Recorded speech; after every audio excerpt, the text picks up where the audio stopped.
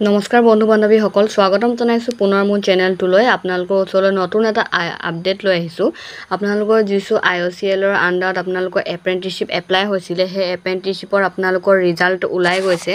তো আপোনালোকে ৰিজাল্টটো কেনেধৰণে চেক কৰিব আপোনালোকে IOCLৰ যিটো অফিচিয়েল ৱেবছাইট আছে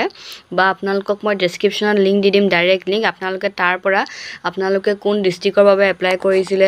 কোন ৰিজিয়নৰ কাৰণে এপ্লাই কৰিছে গুৱাহাটী বঙাইগাঁও বা আপোনালোকৰ ডিগবৈ ৰিফাইনেৰী কাৰণে এপ্লাই কৰিছিলে আপোনালোকে ইয়াত চেক কৰি ল'ব পাৰিব তো আপোনালোকক মই ডাইৰেক্ট ৱেবছাইটটোত গৈ কিনে আপোনালোকক দেখাইছোঁ চাওক list of candidate provisionally shortlisted for the first round of documents verification আপোনাৰ এইটো মথুৰা ৰিফাইনেৰী আছে তাৰপাছত আপোনাৰ আছে যিটো ডিগবৈ ৰিফাইনেৰীৰ বাবে আপোনাৰ এইটো গুৱাহাটী ৰিফাইনেৰীৰ বাবে তো এইটো আছে আপোনাৰ বঙাইগাঁও ৰিফাইনেৰীৰ বাবে তেনেকুৱা ধৰণৰ সব আপোনালোকৰ ৰিফাইনেৰীৰ বাবে আপোনালোকৰ ৰিজাল্ট ওলাইছে তো আপোনালোকৰ ডিগবৈ ৰিফাইনেৰীৰ যিটো ৰিজাল্ট আপোনালোকক মই সেইটো এবাৰ দেখাই দিছোঁ ক্লিক কৰি তো আপোনালোকে চাওক ডিগবৈ ৰিফাইনেৰীৰ যিটো ৰিজাল্ট আপোনালোকৰ মই ডাউনলোড কৰি ল'লোঁ তো এইটো হৈছে আপোনালোকৰ ডকুমেণ্টছ ভেৰিফিকেশ্যনৰ কাৰণে আপোনালোকৰ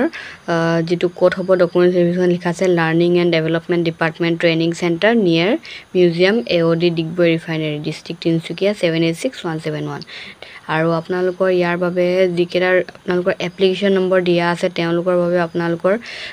ৰিপৰ্টিং টাইম দিয়া আছে 8:30 AM তো এইটো আপোনালোকৰ কেমিকেল প্লান্টৰ বাবে হয় তাৰপিছত আপোনালোকৰ মেকানিকেলৰ বাবেও আপোনালোকৰ 8:30 AM ত আপোনালোকৰ ডেট 24 তাৰিখে আছে ডকুমেণ্টছ ভেৰিফিকেশ্যন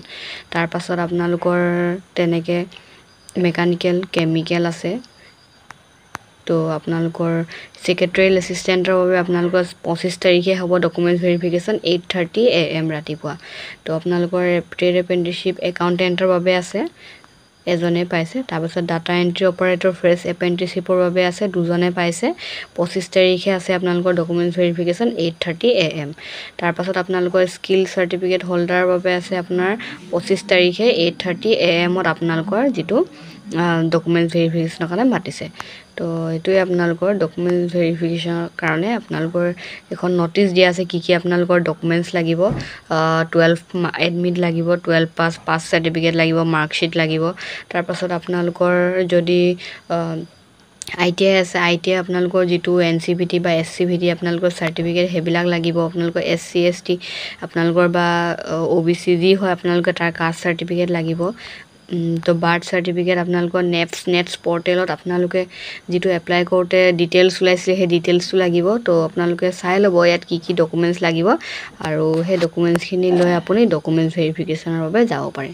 তো এইটোৱে আছিলে আজি ভিডিঅ'টো যদি ভিডিঅ'টো চাই ভাল পালে তেনেহ'লে এটা লাইক কৰি দিব আৰু যিসকল বন্ধু বান্ধৱী মোৰ চেনেলটোত নতুনকৈ আহিছে এনেধৰণৰ আপডেটবিলাক পাই থাকিবলৈ ছাবস্ক্ৰাইব কৰিবলৈ নাপাহৰিব ধন্যবাদ